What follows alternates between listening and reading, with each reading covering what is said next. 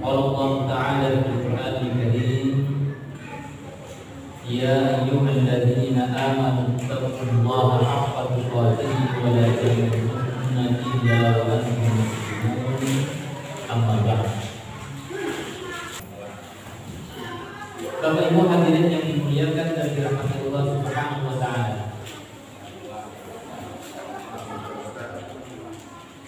malam ini kita akan mengkaji satu hadis Nabi Sallallahu Alaihi Wasallam. Namun saya mohon maaf, hadis ini tidak saya ambil dari Arba'in An-Nawawi. Kata Arba'in An-Nawawi ini biar bukan Ramadan yang dilanjutkan.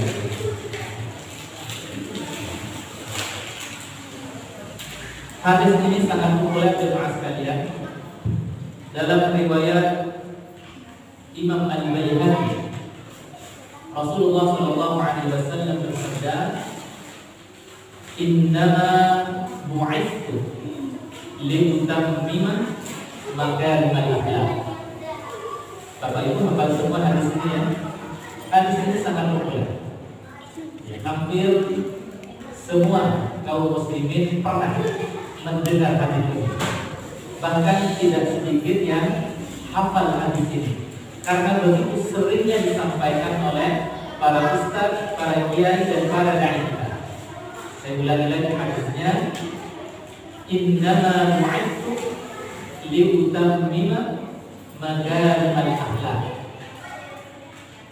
Dalam terjemahan bahasa Indonesia, hadis ini diterjemahkan dengan redaksi begini, Innama sungguh atau sesungguhnya, bu'ithtu aku diutus kata Nabi, liutammima benar-benar untuk memperbaiki akhlak manusia. Liutammima makarimal akhlak, dalam terjemahan yang lain, untuk menyempurnakan akhlak manusia.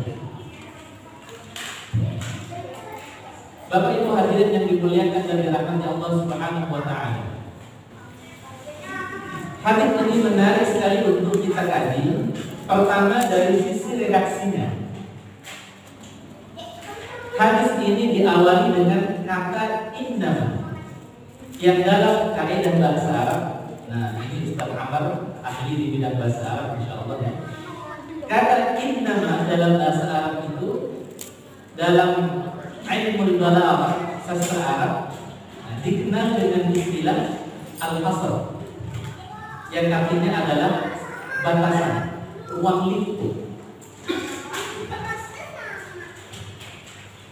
Selain diawali dengan innama, yang artinya tadi adalah sungguh benar-benar atau batasan tugas Nabi diutus ke muka bumi ini, kemudian ada kata liutammima.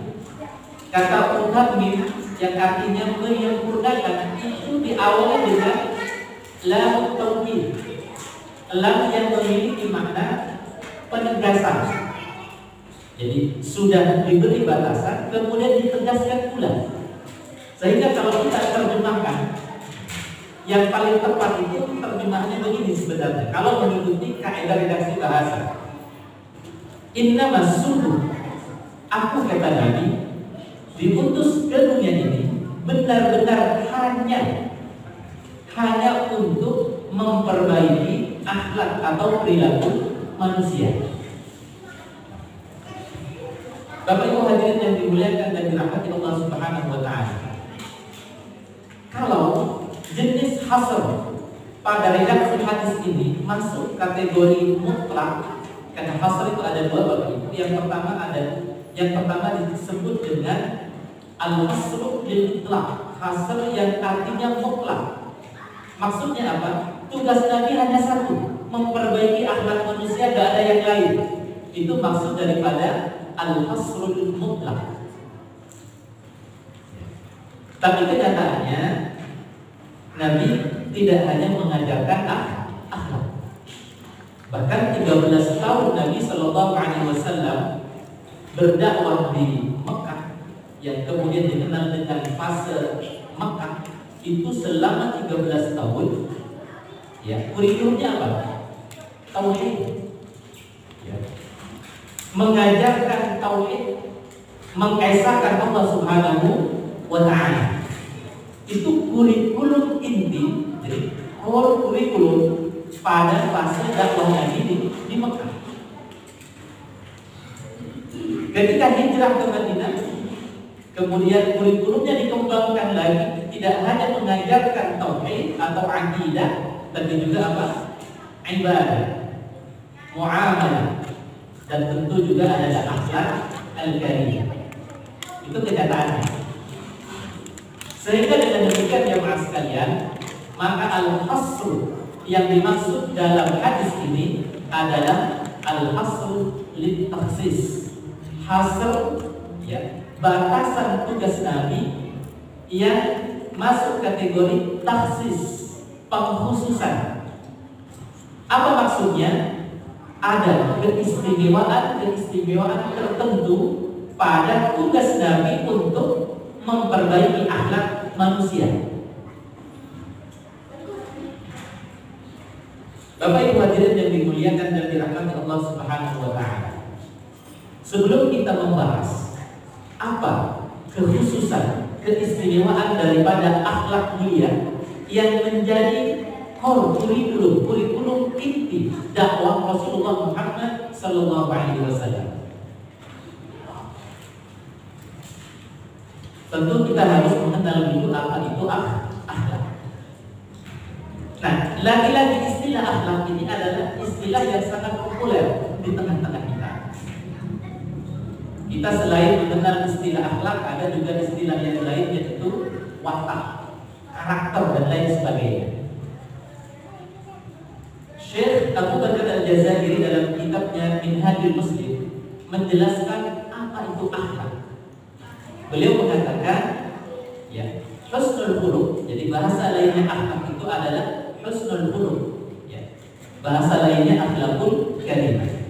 Beliau mengatakan bahwa husnul khuluq itu adalah hayatun rasikhatun fi kulli nafs. Karakter yang melekat pada diri setiap insan, pada diri setiap orang, yang kemudian tercermin dalam perilakunya. Dan akhlak mulia ini, kata beliau, ia ta'athar bitarbiyatil hasanah, akan banyak dipengaruhi dengan pendidikan yang baik. Dan kalau kita bicara pendidikan itu bukan hanya pendidikan di sekolah, bukan hanya pendidikan di pesantren atau pendidikan di lembaga-lembaga formal lainnya, tapi pendidikan itu yang akan sangat banyak membentuk karakter kepribadian anak adalah pendidikan di rumah yang dilakukan oleh kedua orang tua, lebih-lebih lagi di 5 tahun pertama. Inilah sebenarnya awal kali terjadi pembentukan karakter. Maka tidak heran jemaah sekalian kalau kemudian seorang anak itu banyak dipengaruhi oleh perilaku, karakter, kepribadian dari kedua orang tuanya, lebih-lebih ibunya. Karena ibu itu di dalam syair Arab dikatakan, ya, al-ummu madrasatul ula. Ibu itu adalah sekolah pertama. Jadi bukan hanya guru. Jadi guru plus sekolahnya itu adalah ibu. Idza a'adattaha a'adatta sya'ban thayyiban a'rab. Apabila kita punya anak perempuan, kita didik dengan baik, kita sekolahkan dengan baik untuk menjadi ibu yang hebat nantinya, maka sungguh, ya, kita telah menyiapkan satu generasi ke depan. Maka Bapak Ibu jemaah sekalian, orang-orang yang paham tentang pendidikan anak, maka ia akan mencari, ya, atau melakukan pendidikan yang baik untuk dirinya dan keluarganya dan istrinya. Saya pernah mendapat informasi dari beberapa teman yang pernah melakukan hifaz. Itu ternyata Bapak Ibu jemaah sekalian, seorang perempuan yang hamil itu dapat cuti kerjanya itu bukan hanya 3 bulan, Jadi cuti melahirkan bukan hanya 3 bulan. Berapa? 6 tahun kan? Tanpa mengurangi gaji. Karena pemerintah di Jepang berpikir bahwa seorang ibu itu adalah pendidik terbaik untuk anaknya. Dan ketika ia hamil, melahirkan, mengasuh anaknya selama 6 tahun, maka masa depan Jepang itu akan banyak ditentukan oleh anak-anak yang dididik oleh ibunya ini. Maka pemerintah Jepang membuat satu kebijakan, ya, bahwa cuti melahirkan itu bukan hanya 3 bulan, tapi 6 tahun, katanya begitu, tanpa memotong sedikit pun dari gaji rutin bulanannya. Enak nggak kira-kira begitu? Kalau saya boleh usul ke pemerintah, dalam hal ini mungkin Kementerian Pendidikan, ini Mas Tamar dulu mungkin bisa disuarakan nanti gitu ya. Nah, menurut saya yang paling berhak untuk mendapat sertifikasi itu sebenarnya bukan guru di sekolah, tapi pertama itu adalah ibu-ibu rumah tangga yang mengajar, mengasuh, mendidik anak-anaknya di 5 tahun pertama khususnya. Saya kira kalau itu yang menjadi kebijakan pemerintah, pasti akan berlomba-lomba untuk jadi ibu rumah tangga. Itu pertama. Yang kedua, mereka tidak akan puas hanya dengan 1-2 anak. Dan Nabi sendiri mengatakan bahwa kelak di hari kiamat, Nabi itu akan bangga dengan banyaknya umat beliau. Bapak Ibu hadirin yang dimuliakan dan dirahmati Allah Subhanahu wa taala. Saya sambil lihat ya. Kemudian sudah ada jemaah. Itu definisi dari husnul khuluq. Akhlak atau kepribadian atau karakter yang mulia.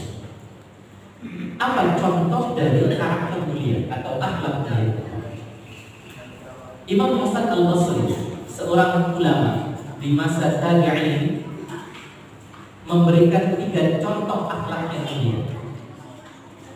Yang pertama kata beliau, akhlak mulia itu adalah basdul wajh. Apa itu basdul wajh? Menampilkan, ya, apa namanya, aura, senyum, ya, aura yang berseri-seri. Nah, itu contoh perilaku akhlak mulia yang pertama.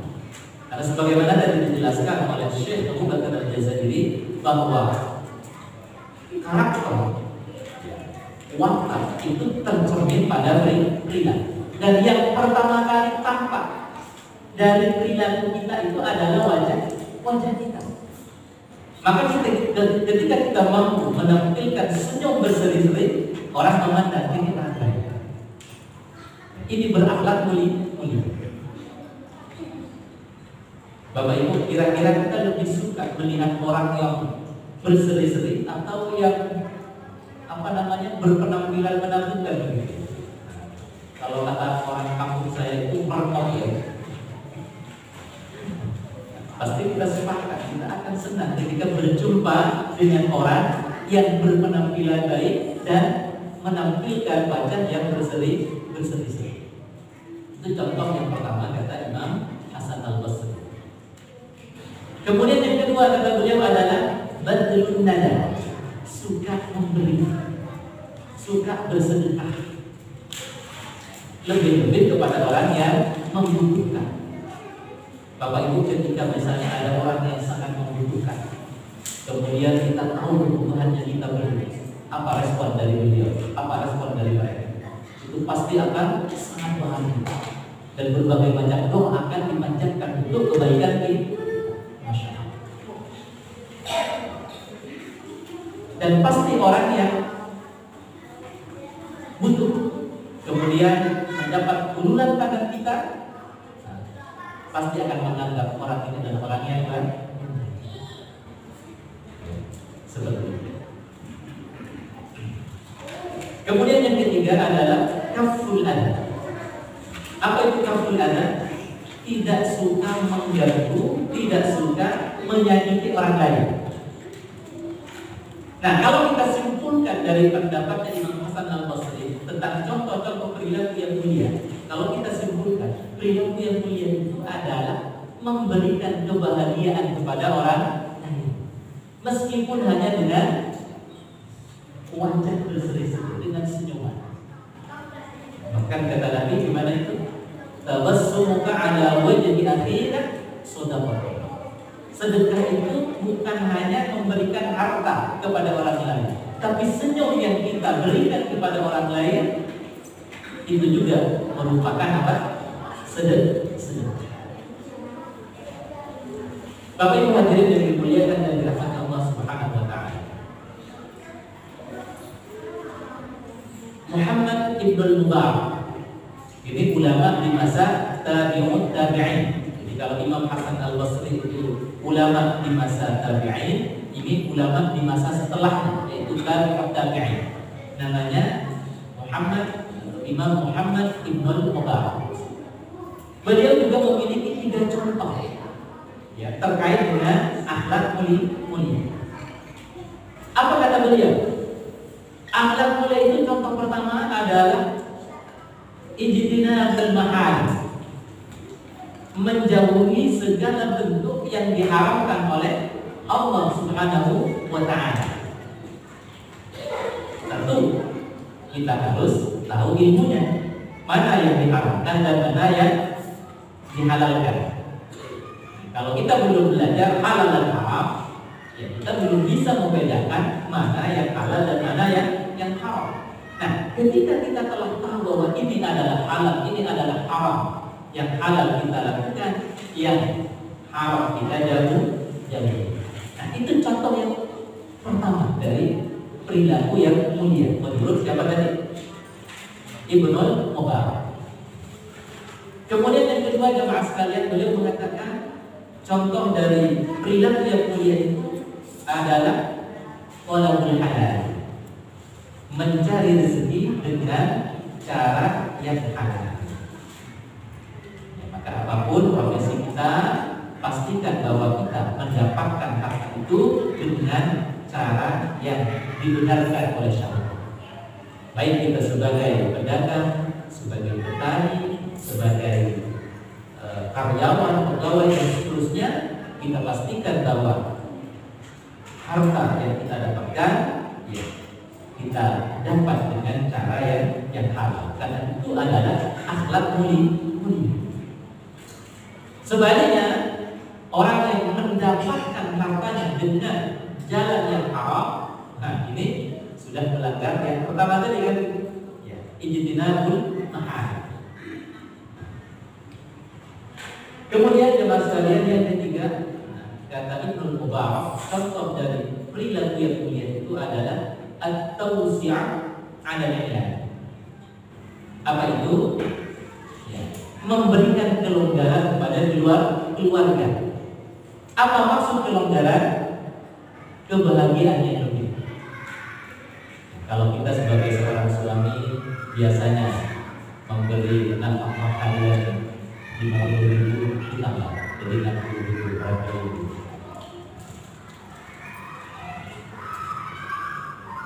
Itu salah satu contohnya. Karena Nabi sendiri mengatakan, khairukum bi ahli. Sebaik-baik kalian adalah orang yang paling baik terhadap keluarga. Dan Nabi mencontohkan, sehingga berarti beliau mengatakan wa ana khairukum bi ahli. Dan saya adalah orang terbaik yang banyak berbuat kebaikan tentunya kepada keluarga saya. Bapak Ibu hadirin yang dimuliakan dari Allah Subhanahu wa taala. Itu 3 contoh yang dikemukakan oleh Muhammad Ibnul Mubarak. Ijtinabul maharim, menjauhi yang diharamkan oleh Allah, oleh syariat. Kemudian yang kedua, talabul halal, mencari rezeki dengan cara yang halal. Kemudian yang ketiga adalah at-tawsi'ah 'ala al-'iyal, memberikan kelonggaran, kebahagiaan yang lebih kepada keluarga. Jangan dibalik Bapak Ibu, memprioritaskan orang lain jauh pula begitu ya, sementara keluarganya dalam kelaparan, kesusahan. Penuhi dulu kebutuhan keluarga, ya, itu merupakan kewajiban untuk kita sebagai kepala rumah tangga misalnya, baru kemudian kita memberi kepada orang lain. Bapak Ibu hadirin yang dimuliakan dan dirahmati Allah Subhanahu wa taala. Imam Al-Ghazali dalam kitab Ihya Ulumuddin juga banyak membahas tentang akhlak. Beliau mencontohkan akhlak mulia itu seperti perilaku syukur, sabar, qanaah, dan perilaku terpuji atau mulia lainnya. Bapak Ibu hadirin yang dimuliakan dan dirahmati Allah Subhanahu wa taala. Nah, apa keistimewaan daripada akhlak mulia? Sampai-sampai Nabi mengatakan, innamal bu'itsu liutammima makarimal akhlak. Kalau antum jamaah sekalian mencari hadis yang diawali dengan innama bu'itsu, itu gak ada selain hadis ini. Saya sudah ngecek. Kalau nanti didapatkan, tolong sampaikan ke saya. Mungkin terlewatkan begitu. Saya sudah ngecek, gak ada hadis yang diawali dengan kata-kata innama bu'itsu. Sungguh aku diutus ke dunia ini hanya untuk bla bla bla. Itu hanya terdapat pada akhlak mulia. Innama bu'itsu liutammima makarimal akhlak. Sehingga dalam kaidah bahasa Arab ini pasti ada keistimewaannya. Apa keistimewaan daripada akhlak mulia? Nah, ini akan kita kaji berikutnya. Yang pertama jemaah sekalian, bahwa akhlak mulia itu merupakan buah dari keimanan kita, buah dari ibadah yang kita lakukan. Bahkan kata Nabi, akhlak mulia itu bukti iman seseorang telah sempurna. Akmalul mu'minina imanan ahasinuhum atau ahsanuhum akhlaqan. Orang yang imannya sempurna, kata Nabi, mereka yang paling baik perilakunya, akhlaknya.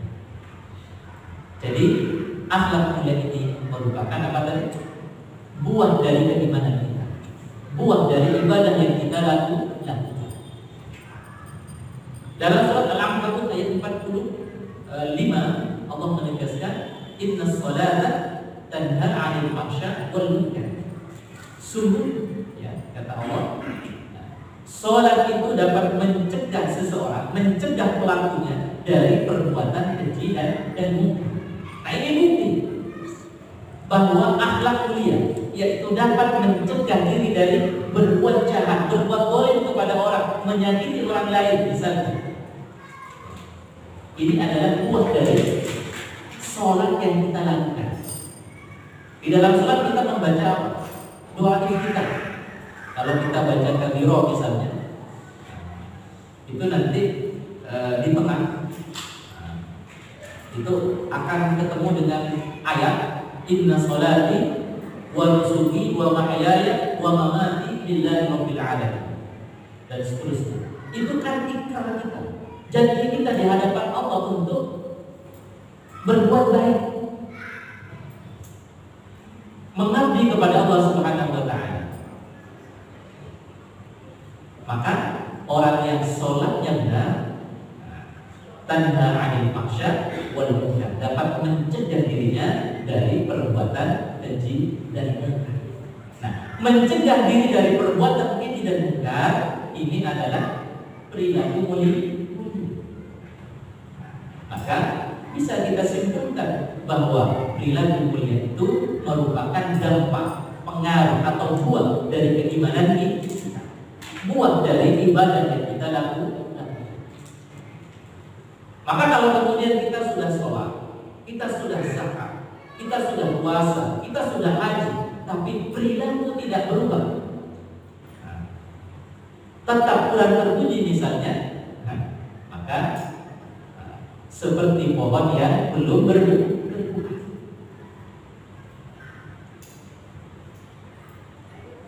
Kemudian yang kedua jemaah sekalian, di dalam hadis Imam At-Tirmidzi, Rasulullah SAW bersabda, "Ma min syai'in fil mizani aqal min husnil khuluq." Tidak ada amalan yang timbangan kebaikannya itu lebih berat daripada akhlak mulia. Maka dengan demikian dapat kita simpulkan dari hadis ini bahwa sesungguhnya amalan yang paling berat timbangan kebaikan itu adalah berperilaku mulia. Dan tentu di dalam banyak hadis maupun ayat dalam Al-Quran bahwa vonis seseorang nanti apakah surga atau neraka, nah, itu kan ditentukan oleh timbangan kebaikannya. Lebih berat mana dengan keburukan? Faman thaqulat mawazinuhu fahuwa fi 'ishatin radiyah wa amma man khaffat mawazinuhu fa ummuhu hawiyah. Maka jemaah sekalian, perilaku mulia ini adalah persiapan yang tentu harus kita lakukan untuk mengisi timbangan apa tadi? Kebaikan kita telah di hari ini, sehingga memiliki berat melebihi apa? Timbangan keburukan ini. Yang ketiga jemaah sekalian, di dalam hadis riwayat Imam Al-Haythami, Rasulullah sallallahu alaihi wasallam bersabda, "Su'ila Nabi sallallahu alaihi wasallam an akthar ma yudkhilul jannah." Faqala, "Taqwallah wa husnul khuluq." Suatu ketika Nabi ditanya oleh para sahabat, "Ya Rasul, amalan apa yang banyak menyebabkan seseorang itu masuk surga?" Apa jawaban Nabi? Taqwallah wa husnul khuluq.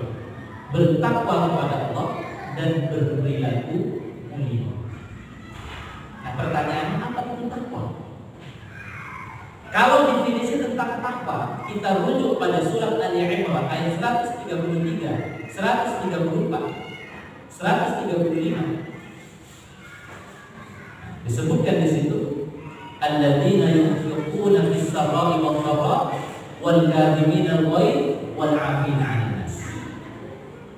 Bahwa orang yang bertakwa itu adalah orang yang suka menginfakkan hartanya, baik dalam keadaan lapang maupun sempit.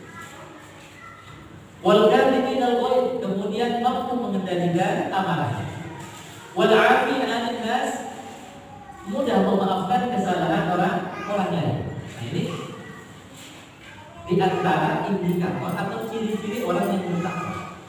Nah, kalau kemudian kita sandingkan dengan definisi daripada akhlak mulia yang tadi disampaikan oleh beberapa ulama salaf, ini banyak kemiripannya. Banyak kemiripannya. Suka berinfak, tadi disebutkan oleh Ibnu Mubarak. Apa tadi? Badrul nada, suka berinfak, suka berinfak. Jadi banyak kemiripan antara definisi akhlak mulia dengan perilaku bertakwa.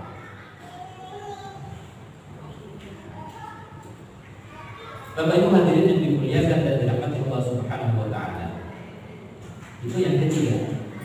Jadi akhlak mulia merupakan amalan yang banyak menyebabkan pelakunya itu dimasukkan ke surga oleh Allah Subhanahu wa taala. Kemudian yang keempat jemaah sekalian, bahwa orang yang ketika hidupnya di dunia berperilaku mulia, maka kelak di hari kiamat, dalam riwayat Imam At-Tirmidzi disebutkan, itu derajatnya akan diangkat oleh Allah Subhanahu wa taala. Hadisnya berbunyi, "Inna min ahabbikum ilayya minni wa aqrabikum minni majlisan yawmal qiyamah ahasinukum akhlaqan." Sungguh kata Nabi, orang yang paling aku cintai, orang yang paling dekat majlisku, kata Nabi, tempat duduknya atau tempat tinggalnya kelak di hari kiamat, ya, ahasinuhum akhlaq, orang-orang yang perilakunya baik ketika hidup di dunia.